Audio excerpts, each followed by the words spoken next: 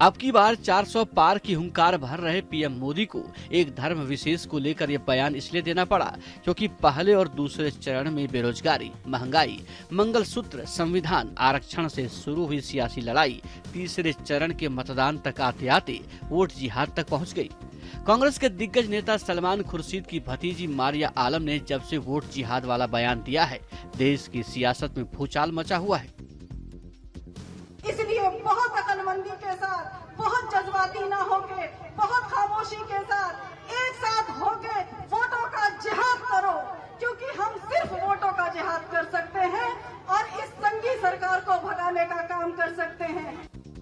मारिया आलम के वोट जिहाद वाले बयान के बाद कांग्रेस के साथ ही समाजवादी पार्टी के नेता भी डैमेज कंट्रोल में जुटे हैं। पहले मारिया आलम के बयान का एसपी सुप्रीमो अखिलेश यादव ने बचाव किया।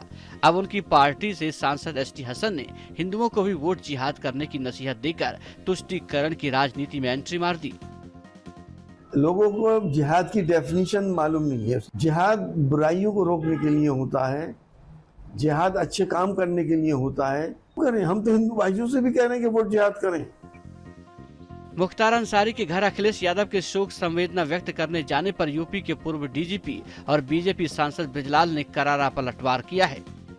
ब्रजलाल ने माफिया अतीक अहमद और मुख्तार अंसारी के नाम पर वोट मांगने का आरोप लगाते हुए इसे निचले स्तर की राजनीति करार दिया। ब्रजलाल ने अखिलेश पर तंज कसते हुए कहा कि मुख्तार अंसारी ने गाजीपुर में ही दर्जनों लोगों की हत्याएं करवाई थी। ब्रजलाल ने कहा कि आतंकवादियों के मुकदमे वापस लेने वाली समाजवादी पार्टी तुष्टीकरण के लिए किसी भी सीमा तक गिर सकती है। समाजवादी पार्टी अब अतीक और मुख्तार अंसारी के नाम पर वोट मांग रही है। मालूम होना चाहिए समाजवादी पार्टी को कि अतीक ने सबसे ज्यादा हत्याएं मुसलमानों की किया। उसकी हत्या करने की शुरुआत ही एक मुसलमान की हत्या से हुई थी 28 मार्च 1984, जब उसने मुन्नू की हत्या कर दी थी असरावल में। इससे पहले तेलंगाना के जहीराबाद में कांग्रेस पर तंज कसते हुए पीएम मोदी ने वोट बैंक की राजनीति करने का आरोप लगाया। जब तक मोदी जिंदा है, मैं दलितों का आरक्षण, आदिवासियों का आरक्षण, ओबीसी का आरक्षण, मुसलमानों को धर्म के आधार पर नहीं देने दूंगा, नहीं देने दूंगा, नहीं देने दूंगा।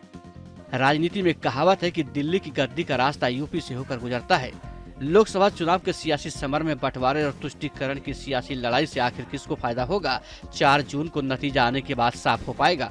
Team news nation.